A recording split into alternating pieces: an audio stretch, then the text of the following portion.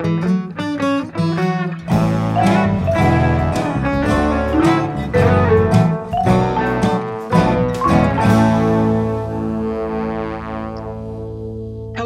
and welcome to the Keep It Fictional podcast, the book podcast from the Port Moody Public Library.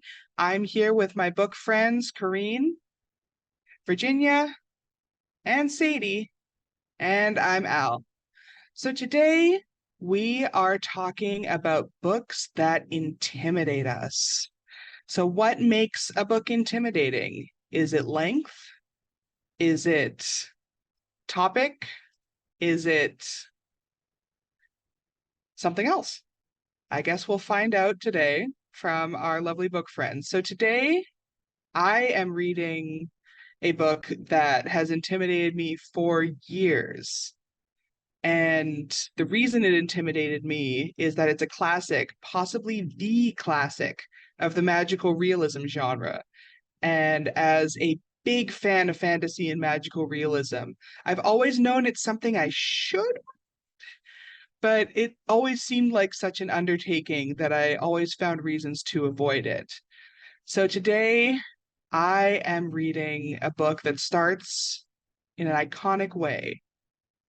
Many years later, as he faced the firing squad, Colonel Aureliano Buendia was to remember that distant afternoon when his father took him to discover ice.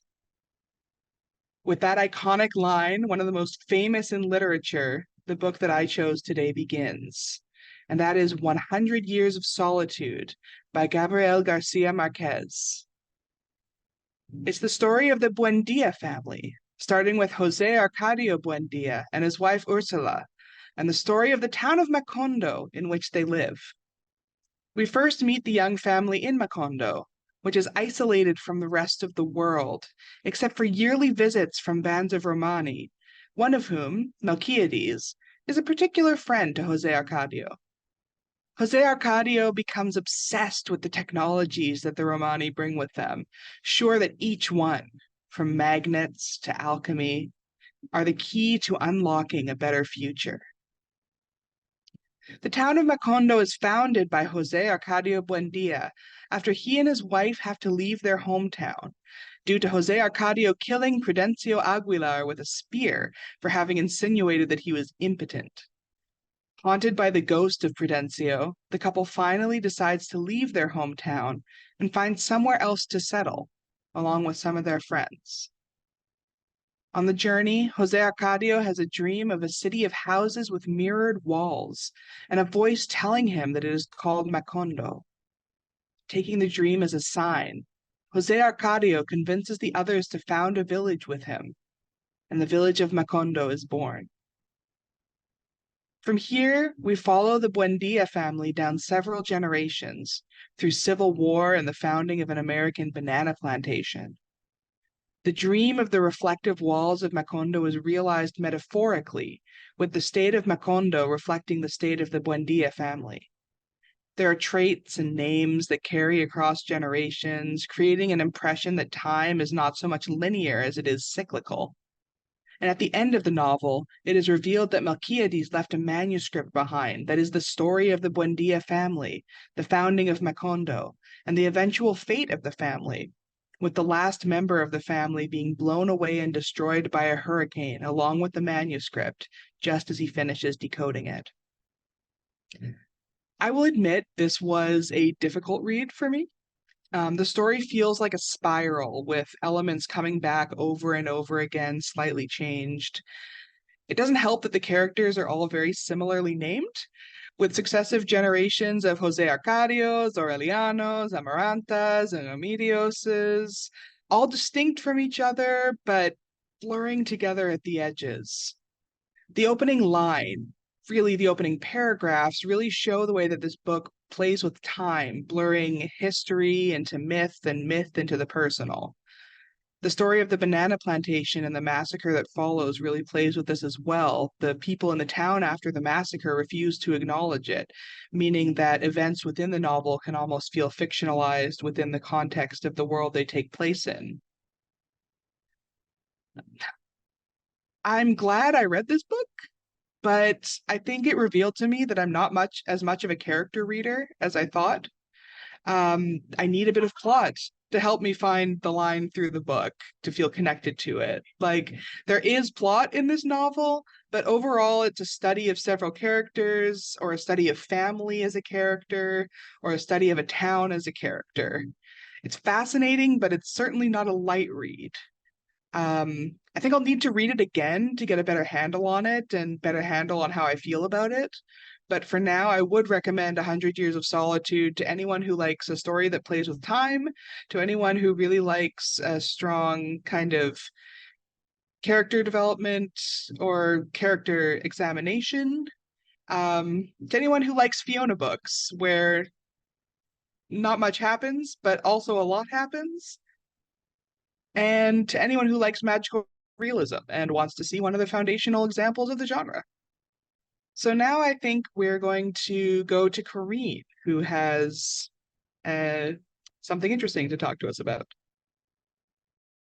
Welcome to the dark side, Al, where plot is important and characters don't matter. Weirdly enough, I did choose a book that is, I think, a character study. Stuff happens, but I had to read the Wikipedia article to really track what was happening because I was a little confused. So when I got the topic of a book that intimidates me, I thought it was a really interesting topic. And Al, I like how you said it could be the length of it that intimidates you. It could be the subject matter. For me, it was the author who intimidates me because they are an intellectual heavyweight, and I'm more of a featherweight class. And also they are a Nobel Prize winner for literature, and that strikes fear into my heart. Of all the Nobel Literature Prize winners, I think I could probably only take Bob Dylan. And that's not just because he's an elderly old man, but I feel like I could best him in a feat of strength because he lacks that innate fire and anger. I feel like he's just too frail and wispy that I could take him. I could take him. Someone who I absolutely could not take is Toni Morrison. I feel like Toni Morrison would destroy me in the ring. And she kind of destroyed me with this book. So she is an author who I have long since admired and never read. So this is kind of like the Mark Twain quote where he says a classic is something everyone wants to have read and no one actually reads. And this is kind of the case. I have watched a lot of interviews with her. I have seen her on TV, and I really admire her, but just had never actually sat down and read one of her books. And that's what authors get famous for, writing books. So, don't be afraid. But I was super afraid. And I will admit, I probably didn't choose the most famous of her works to start with. So as a reading pathway, I would absolutely not recommend starting with this book. I think you should probably go with, as Virginia suggested earlier, with maybe Beloved or The Bluest Eye. I went with The Song of Solomon because the cover was blue, and that was comforting. And it starts with someone trying to throw themselves off a rooftop. So I was interested and intrigued. So this is a book with a lot of pages. It is about, and I'm not going to be able to pronounce anyone's names correctly. Macon. They're all kind of biblical names, and that I don't have that expertise. Macon Milkman, dead the third, and it kind of chronicles his birth, all the way to potentially his death. Growing up in Michigan in what I think is the 1930s. Pretty sure. It was a National Book Critics Circle Award winner, and is, was cited in her winning of the Nobel Prize. It contains 100% more familial incest than I was expecting. So if that is not your thing, this is absolutely not the book for you because it's really there. Um, yeah. So it starts with that insurance agent, Robert Smith, who is a Black insurance agent who is kind of both reviled and feared within the community because of what he represents. He is kind of a personification of death. He sells death and protection against it. And one day he announces via a little note on his door that he can fly and he will be jumping off of the roof and flying away. All of the neighbors, because TV has not been invented yet, go over to see this man potentially jump off a roof. And one of the people that is watching is Ruth Dead. She is very pregnant, and as he jumps, she goes into labor. Now, in the kind of turmoil of this man attempting to jump off of a roof, she manages to kind of talk her way into the hospital, which has thus far never accepted a Black patient. Even though Ruth's father was a very well-regarded doctor, no Black patients are actually allowed inside of the hospital until the chaos of this moment, the chaos of Macon's birth, kind of allows that to happen. Boy. So where does the name Milkman come from? So Ruth decides to breastfeed Macon until he is quite old, which is observed by one of the big-mouthed neighbors who goes around telling everyone about this, and then he earns the name Milkman. Mhm. As a young person, he grows up kind of alienated. His father is a landlord and cares only about money. He loathes his wife, whom he suspects of having an affair with her father. And he has oh boy, sorry. He has two sisters that are quite a bit older than him because, of course, the father hates the mother and she had to trick him using herbs to having a son. It's complicated. Um, and this all kind of revolves around Macon discovering his family history and the idea of this kind of family inheritance. So obviously his own birth, his own youth, his own parents have their own secrets, which are slowly kind of eating them up inside. But it's also about him discovering his father's story and kind of reconnecting with his father's sister, Pilate. Again, it's a Bible thing, I don't know, who is this kind of bootlegger conjure woman with a kind of like mysterious past who lives in the same city, but her and her brother are very estranged. She has her daughter Reba and then her granddaughter Hagar, who then Macon has a relationship with, even though it's his cousin. It's also about the larger historical forces at this time. Morrison has said that this is kind of like a tribute to the Black arts movement. And in fact, Macon's best friend, Guitar, kind of gets involved in the politics and social justice of that time, trying to kind of enact revenge on the white people who are indiscriminately killing Black people all over the country. Morrison has said that this is a book about a man who learns to fly and all that that means, how we discover who we are and how important and truly exciting that journey is. If I have done a really poor job in explaining what this book is, I can accept that criticism, in that this is a book where a lot of upsetting things happen and everyone is terrible. Everyone is truly just a repugnant person that you kind of wish they weren't.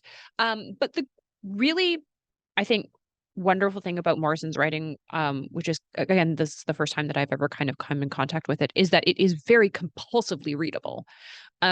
Even though I wanted everyone gone, I could not stop reading.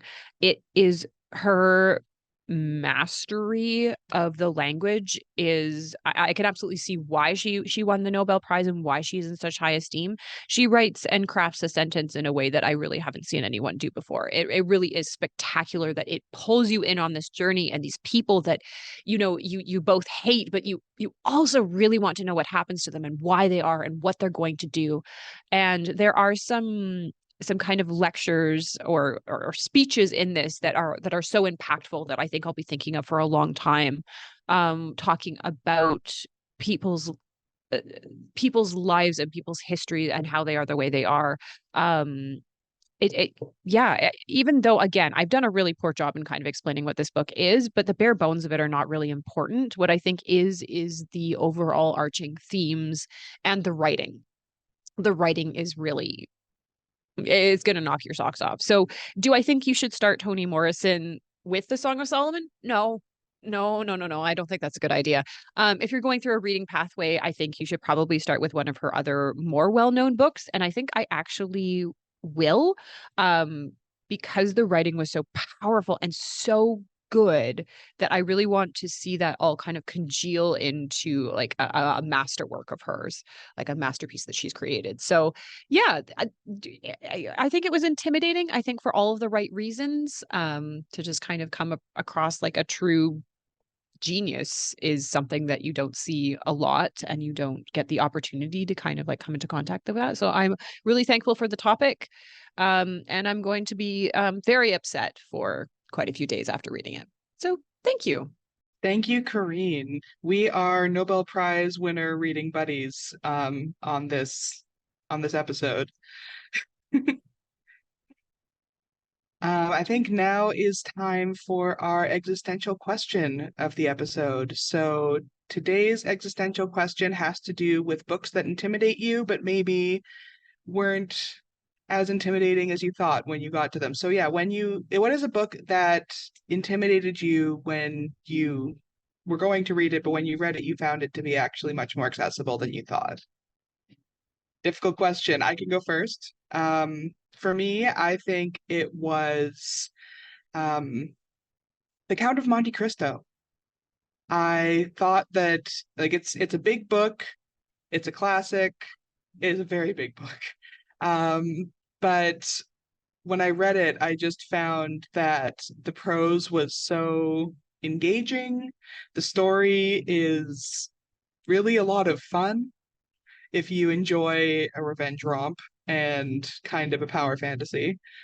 Um, and it was very readable and I really enjoyed it. It was back in high school when I had my goal of reading one classic every summer. Um, yeah, it was a lot more fun than I thought it would be. I'll say like most of the classics I read, I've been like surprisingly pleasurable reads. Jane Austen, like I was so intimidated as a high school, and then I was like, wait a minute, this is just like hot goss. I can do this. I can do this. I think the one that I was most pleasantly surprised by is Charlotte Bronte, who's one of my favorite writers, and I love Jane Eyre. But I was shocked about how readable it was and how angry she was. Because often in Victorian literature, especially as a woman writer, you're writing quite demurely, but she was furious. And it was such a delight to kind of see that through line of anger just really pop out. So I found it very readable. Wuthering Heights, I still haven't gotten through. I think for me, every single time I read a book that I find an author that I really like, and then the second book that I have to read, that's always to me intimidating because I'm just like, oh my gosh, what if it sucks? Like, what am I gonna do? So that to me is always intimidating. And then like also any kind of like big series, like very often I'm just like, oh, like like this is like the standards. Everybody needs to read it. Is it gonna be good?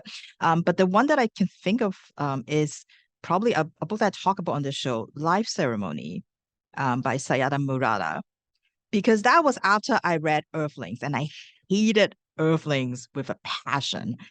Hated it. I don't understand the point of that book.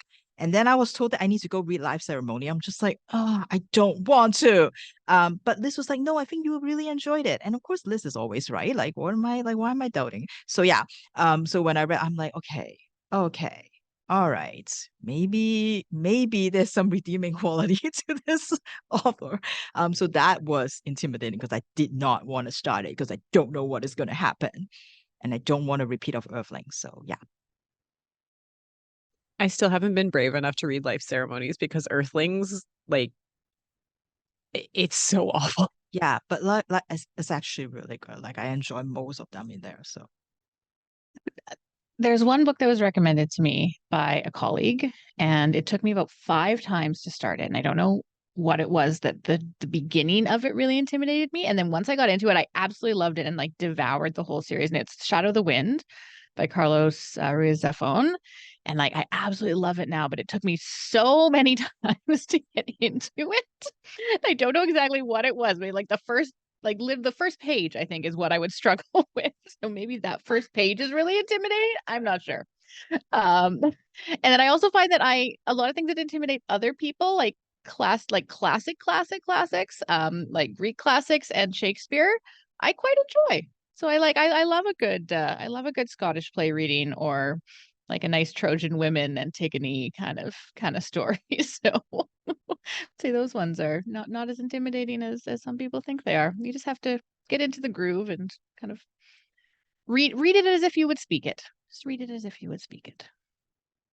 Yeah, I definitely find that with plays, reading it as if you would speak it is great. And The Bacchae, by Euripides is one of my favorite plays. So I definitely feel you on that, Sadie. So now let's return to our intimidating books. Let's see what Sadie has for us today. Okay. All right. This is going to be a big one. So the book that I chose is intimidating because of its length. It's also intimidating because if you kind of look into what it is about, it kind of seems like a very boring subject that you wouldn't really want to read about. So you question, why did this person write 1,100 pages on this subject that nobody really wants to read about? But this book was recommended to me actually many, many years ago by someone that I worked with at the YWCA. And she even gave me her copy of the book, which I still have. Yeah, I still have it because I never read it. Still didn't read that copy of it. No, it's in a box somewhere. I listened to the audiobook for this one, which was 41 hours long. It's a good solid afternoon or 10 of reading. Yeah, it's a long one. It's a long one. And this is actually quite a different book than this author up until this point that this author had written. And this came out, I think, in the 80s originally.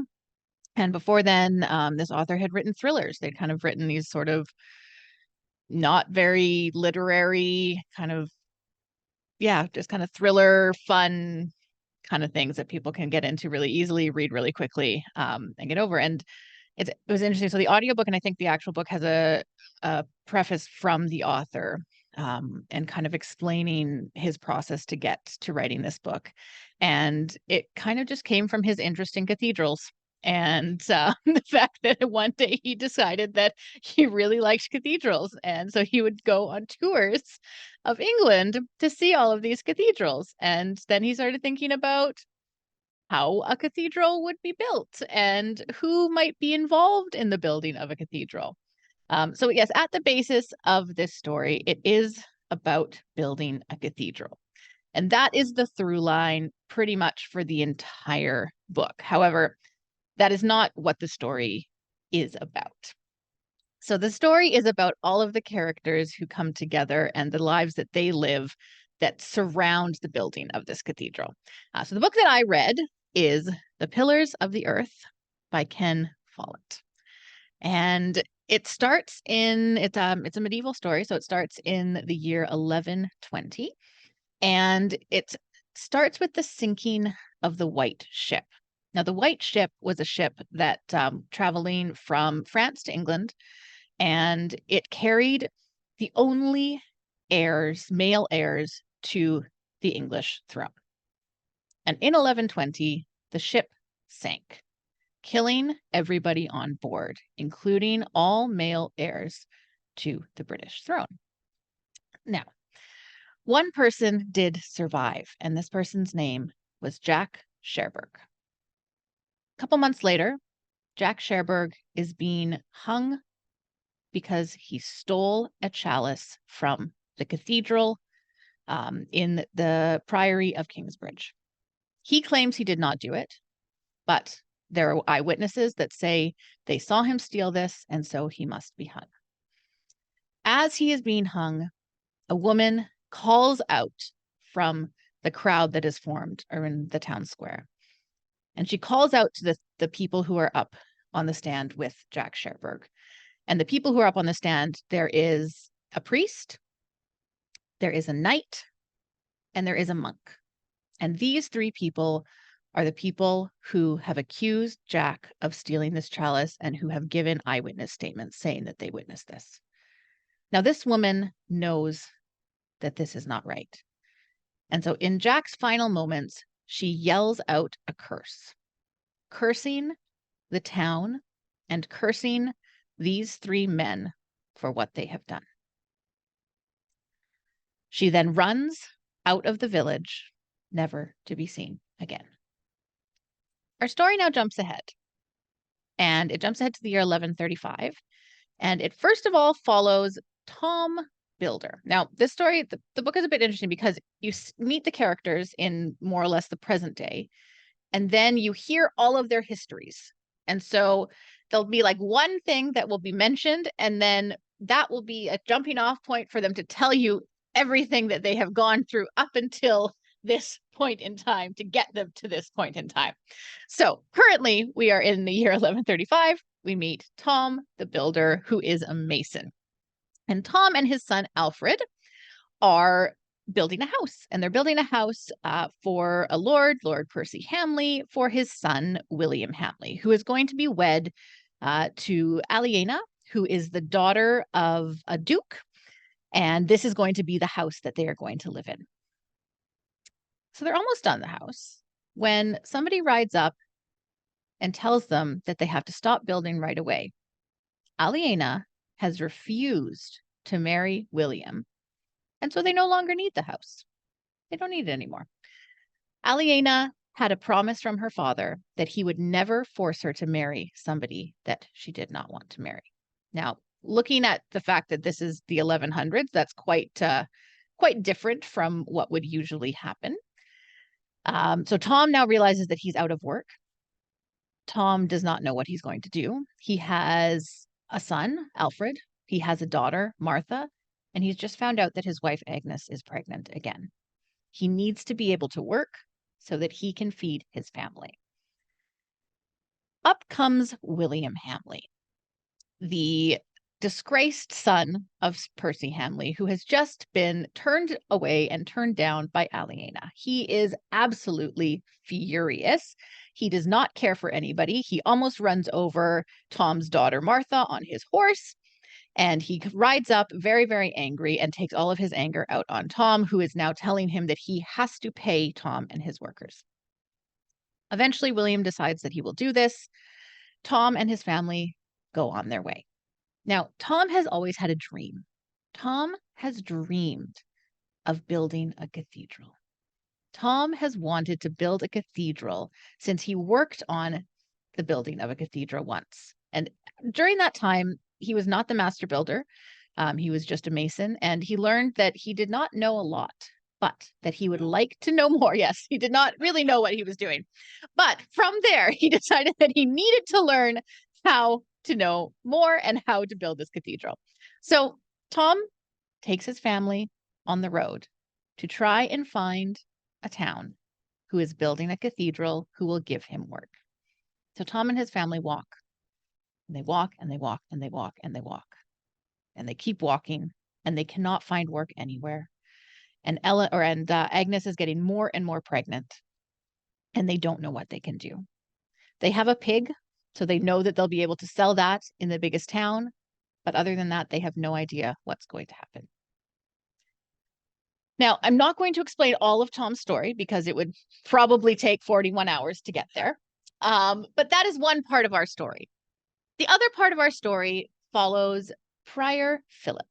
And Prior Philip is a monk, and he and his brother were orphaned when they were kids when English soldiers invaded Wales and killed his parents. Him and his brother were taken in by the monastery and raised in the monastery. His brother has left the monastery and become a priest, and Philip has now become a monk himself and is the prior of a small little monastery in the forest. Now, one day, Philip's brother arrives at the monastery, and this is probably about a year after we first meet Tom. And Philip's brother arrives at the monastery with a baby. Nobody knows where this baby came from. It was left in the forest, crying, abandoned. And Philip's brother found the baby and brought it to the monastery so that they could care for it. So Prior Philip decides that he is in fact going to do that. He's going to take this baby and care for it. Now, on the same visit, Philip's brother also brings very, very important and very dangerous news. The person that he works for is going to betray the crown. Now, ever since the White Ship sunk and there has been no male heir to the English throne, there has been conflict. There has been fighting for thrones over who is the rightful heir. Is it Maud, who was the king's daughter, but a woman? Or, yes, Corinne's saying yes, yes.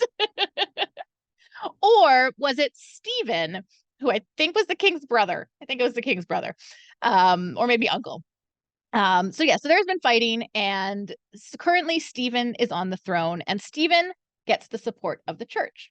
And Philip's brother has just discovered that Maud is planning an uprising, and the brother's employer is on her side, and they're going to take over the crown from Stephen. He says that Philip has to tell someone. He has to go and tell someone, because if Maud is on the throne, they do not know if the church will get the support that they need. So Philip goes into the town of Kingsbridge to try to tell the bishop there. Now, I'm going to again once truncate this story a little bit. So Philip arrives in Kingsbridge. He tells the bishop, or he tells the person who's just under the bishop about this plan.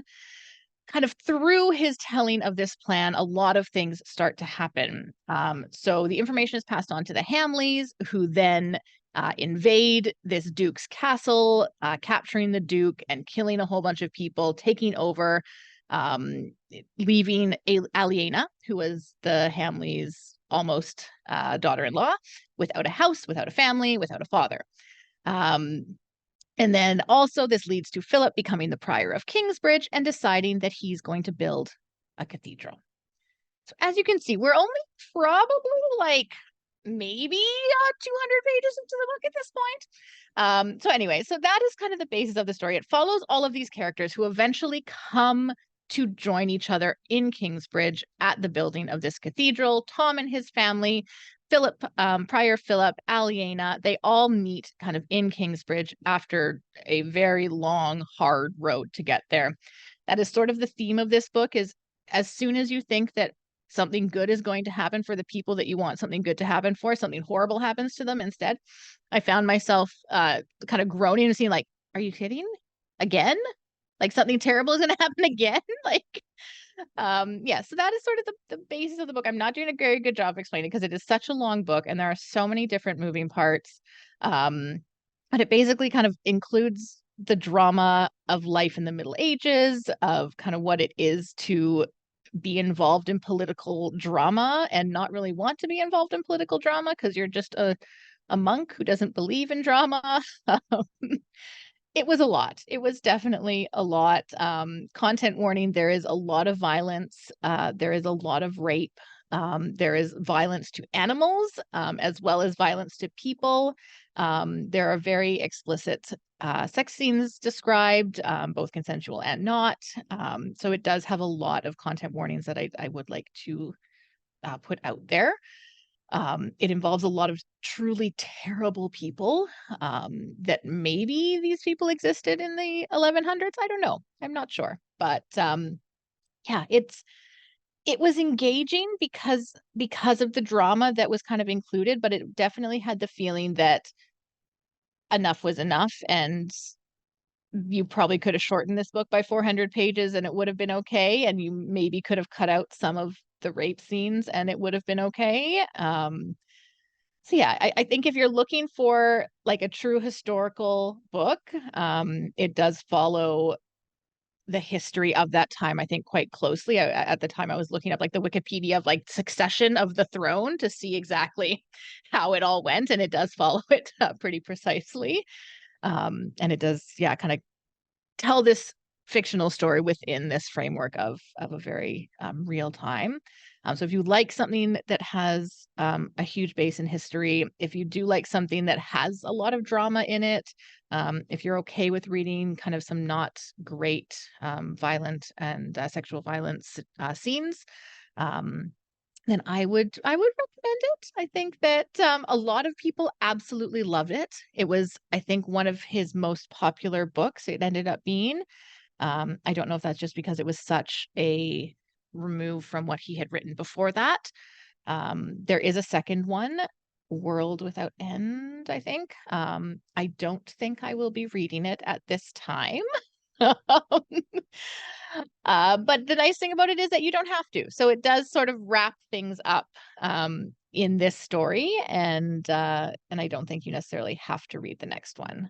So yeah, so that is The Pillars of the Earth. I don't know if it gets a resounding plus from me, but if that sounds like it's something you would like, I highly recommend carving out 41 hours of your time and reading The Pillars of the Earth by Ken Follett. Thank you, Sadie. I did not know that Ken Follett wrote thrillers before he wrote his historicals. I just knew about the historicals, so that is fascinating. Finally, we have Virginia. So, Virginia, what book intimidated you? I'm interested to find out. First of all, Sadie, kudos to you. I don't know how you like in every way the 40 hours. I don't think I Long could have drawn done out. it if it wasn't an audiobook. I don't know if I could have read it. Amazing. Oh, all right. So for me, sort of similar to Elle and also Corinne, when I think intimidating, I kind of went back again thinking about a particular author because they are such a literary giant. And this is unlike Corinne and Elle's picks. This person definitely, I think a lot of people feel like has been cheated out of a Nobel Prize. They all think that he should have a Nobel Prize, but he didn't. But this is an author that whose name is like synonymous with a style of writing, whose name has been turned into an adjective to describe the kind of story that you can expect. And, whom all your other authors, your favorite authors cite as an inspiration, and that, they talk about how his work influenced theirs. And whenever I see this person's name in a book blurb, I instantly pique my interest. The book will tend to be something that I would more likely like, because I think sometimes a premise can be helpful, but it doesn't really tell you what the style of book is about. And so it could be a really, really boring story, but if it say, but isn't it the style of this particular person or this other person, then it always gives you a bit better sense of like what this story would be. So, and because this author has such a strong brand that, for me, it's like kind of somebody that I'm like, okay, I think I would like this book. But the silly thing is that I've actually never read a book by this particular author. But it's just because like their style is so well known that I think, I'm like, okay, I don't know you, but I kind of get what kind of stories you are. So for this episode, I figured that, I should really kind of correct this and read it. And which makes it extra intimidating because if I end up not liking this book, then I'm gonna have to re-examine all my last few years of my reading life and my reading choices. So what I picked for you today, also a Latin American author, it is Ficciones by Jorge Luis Borges. And this particular edition translated by a number of different translators. And there's 17 stories in this book. And this collection is actually written after an almost fatal accident that Borges has. And he was trying to, when he recovered, he was trying to write these stories right away to seek if, just basically kind of to prove that he's still sane, that he can still create. And so it means probably quite a lot for him, to put this collection together. Luis Jorge Luis Borges, born in Argentina, then lived later on in Switzerland and Spain. He's fluent both in English and Spanish, and other languages, I believe. He's a poet. He's a short story writer. He's an essayist. He's a translator. Apparently, he translated one of Oscar Wilde's story at the age of 13. And he's also a librarian. He was the director of the National Library of Argentina, for 9 years, I believe. And apparently he finished his work so quickly, his librarian work so quickly, that he has time to go and read and just translate books, when he was on the job, so yeah. And I think the other thing that is very it's like I think very impressive to know is that he was completely blind at the age of 55. Just like his father, there was some illnesses in his family, and he went blind at the age of 55. And so that, of course, affected a lot of his literary life. It's intimidating to try to explain Borges in 5-10 minutes. And I don't think I will be able to do it. I think that was one of the themes that I hear from everybody today, which is like, I don't know, I'm doing a good job explaining. I can tell you that I'm not going to be able to really explain this very well. And I think about like, well, how am I supposed to talk about his books? And I thought I will maybe describe sort of the book as a whole and maybe my first reading experience, because I feel like this is definitely something I want to revisit now that I'm a little bit more prepared about what to expect, I guess. And I was definitely right to be intimidated because this is like a very challenging book. It is unlike any short stories that I have read before. And I would probably say I question for some of them, like whether it is even a short story. It feels very much like an essay almost. And when we are always debating this whole character versus plot kind of thing, well, let me maybe introduce another, like another type. Maybe this is not character, not plot, and I would say probably it's like more like an idea driven or maybe a thought driven kind of story or essay, because it feels very much everything else is kind of like incidental. It doesn't really matter, but it's the key to it is sort of the ideas that Borges is trying to explore. And it was definitely the case of like, okay, I have no idea what's happening in many cases, or like I'm not smart enough to understand this. This is like a Mark thing. Like I don't think I can get it. So it was difficult, but I think it was really, really interesting because it was remarkable how much I think my reading experience aligns with some of those central themes in this collection. One of them being sort of basically like, what is reality? What is time? And every time I kind of feel like, oh, okay, I think this is something I can hang on to, that I feel like I have got something tangible, that I'm standing on like solid ground, then it just sort of slips away from me immediately. Like this, like really, really hard to, pinpoint what it is that I am reading in some cases. And it's interesting how Borges throws in a lot of like factual information. He will mix like real authors. He will talk about real works, like he will refer to like Don Quixote, or he will talk about Edgar Allan Poe in his books, in his stories. But then, and then he'll mix it up with like other kind of like fake authors that he made up, and list of books that those authors, have written. And it's like really interesting kind of like that juxtaposition of like the real and the not real. And it's really kind of weird, because it really makes you question like, what is reality? Like what is actually true? In one of the stories is called The South, which is the last story, probably one of my favorite in the collection. It's about this person who has a family ranch that he owns in Argentina. He has never been there, but he has always aspired to be a gaucho. He wants to be this like basically like an Argentinian cowboy. And so one day he was reading and he got a copy of 1001 Nights, and he was like, oh, like he was so into reading it that he hit himself on the way up the stairs to his apartment. And that's exactly kind of what happened to Borges himself. Like he actually also hit his head while running up the stairs one time. And he got so sick that he was sent to a sanatorium, and he spent like many furious days there, like having all these doctors like poking at him and things like that. And then when he got out, they suggested, oh, maybe you should, go like rest. And he thought, oh yeah, perfect. This is the time I should go to my ranch. And so he took the train there, and the train was weird because it won't stop where he's supposed to stop. And then he was told by the conductor that he has to get off, like at a stop ahead of time.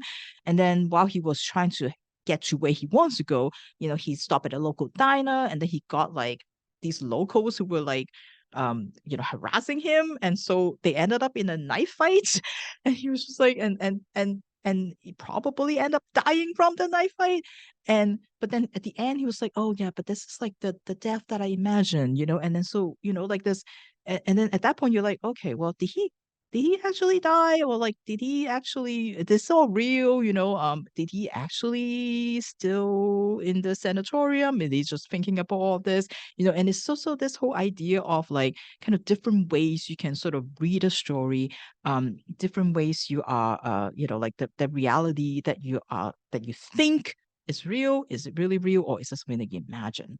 Another story, same thing, called The Circular Runes, which is a quote from Alice in Wonderland about a man who arrived at a temple that is dedicated to some like forgotten fire god.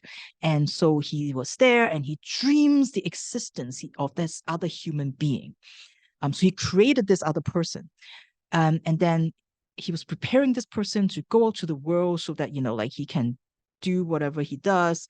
And when he did send him off, the temple caught on fire. And so he was inside the temple, but he realized that he does not feel the fire. He does not feel the heat. And then he started realizing, wait, maybe I am also dreamt up by someone else. So he started having this like sort of existential crisis, basically. Or another story, the first story in the collection, where like I think it's supposed to be Borges himself and his friend. They were like talking one day, and his friend mentioned this quote that he has heard: "Mirrors and copulation are abominable, since they both multiply the numbers of man." And Borges really wanted to know like where this quote came from, and his friend was like, "Oh yeah, I read it, and it's from this particular country." But Borges has never heard of this country before. And so his was like, where did you find this country? There's no reference to this country. Like, it was never mentioned in any books. And his friend was like, oh, I find it in an encyclopedia. And eventually, like they discover it from some sort of knockoff encyclopedia that mentioned this country, and then leads them to discover, in fact, it's actually not a country, it's actually a whole planet. And part of the planet, their language, they don't use nouns. They only use adjectives to explain things. So it just turned into this whole, like, like in their like attempt to try to locate this planet or find out more about it, find out sort of like the story behind it. A lot of it is just questioning this sort of reality. And the other big idea, which again feels very much like my reading experience, was, everything is sort of like connected, that, you are you as a person, but you're also everyone else. Everything is infinite and all of that. And it feels very, very much like every story that I'm reading, because every story I read, it feeds into what I read previously, but it also feeds into what I read like next. And it really helps me to understand and helping to go back and forth to get to really understand what each story is trying to tell me. And I feel very much like I can't have one without the other. And I have never really read a collection that has such a strong sense of unifying theme that really, every single story contributes to this bigger picture. One of my favorite stories in the collection is probably Garden of Forking Paths. It's about a Chinese spy who works for the German government during the war, and he has discovered where the attack is going to be by the British. And so he wanted to tell his government, he wanted to alert them to it, but he found that his handler has been compromised. So he has to find another way to alert his government. And somehow, and you'll find out at the end of the story why, but he ended up randomly visiting this specific British person. And he went to his house, and the other person thought he was someone else because he's a spy. So they got to talking. And it turns out that this person has a copy of a book that was actually written by one of the spy's ancestors. And he knows that his ancestor was trying to create a labyrinth. But what he didn't realize is that the labyrinth is not a physical labyrinth, but a labyrinth in the book. And how, as he tried to get the sense of, try to understand this book, he realized that, well, the book doesn't make sense because, you have characters in the second chapter, they would die. And then in the third chapter, they came back. Like everything is all like out of order. Everything makes like absolutely no sense. And then he realized that that's where the labyrinth is, because in this one book, it contains all the versions of possible things that could happen. Each action creates another multiple versions. And at one point, he feel like when he was reading the book, the house is full of these invisible people, all the different versions of the same person that is crowding him, and he feels suffocated in it. And then, of course, like the British person was like, oh, like, yeah, it's just like us, like in this life, like I could be your friend or maybe I could be your enemy. And then it's just sort of start off this like many, many, many multiple paths. I heard his, when people were trying to figure out his book, somebody compared them to kind of looking at a MC Escher drawing. When you focus on like individual elements, and it seems to make sense, but you start to lose it when you start like expanding out and try to look at the full picture, and it's impossible to figure out what's happened. And that's kind of a little bit like how I feel about these books. It was one of those things I keep like waking up in the middle of the night and I'm like, oh, maybe that's what it is. And then of course, like the next morning when I wake up, I'm like, what did I figure out again? While I was like half dreaming, half asleep, and I can't quite get a handle on it. That's kind of how I feel like with this book. And again, the other thing is like, thankfully I have my e-reader because like I don't know how many times I have to use that dictionary function to like figure out the words. And it's been a while because I think part of like when you are learning a language, part of one of the stages is when you realize that, oh yeah, I don't know all the words, but you can figure out from the context what the words mean, and you feel like accomplished that, like, okay, I move on to a different stage of like language acquisition. I feel like in this one, I'm just like going backwards because I'm just like so many times I'm like, oh, there's no context here to help me figure out what these words mean. So thank you for e-reader for like having those dictionary in there. But yeah, like there's similarly a book that I'm glad I read, and I'm glad I finally can say that I have read a Jorge Luis Borges book. And it will definitely require a second reading and a third reading and probably more, because I think now that I have maybe some sense of what it is, I feel like I can go back and then use the things that I have kind of maybe figured out or maybe not figured out to try to help me understand the stories in this. Yeah, and he's such a prolific writer too. He does a lot of like essays and nonfiction also. So I'm gonna have to tackle that at one point. But it's definitely someone who really, really loves books, loves literature, and loves philosophy, loves all the metaphysical stuff. And it is someone that I think is so different from what I read, and again, so influential in Latin American literature. And so I am looking forward to rereading this already. It's about 180 pages, a very short book, but it takes forever to read. I think partly because it's just so so different, and the ideas are so like difficult to grasp in some way. But I will give it another try. So if you are also curious about what someone who is like a literary giant, in not just in Latin American literature but also in world literature, I think I would encourage you to check out Ficciones by Jorge Luis Borges. Thank you, Virginia. I love Ficciones by Borges. It's probably one of my favorite short story collections, but yeah, it is labyrinthine. The language is so much. And that is all the time we have for today. So thank you, everyone, for joining us as we discuss books that intimidate us here on Keep It Fictional. And until next time, we will see you soon and keep reading. Goodbye.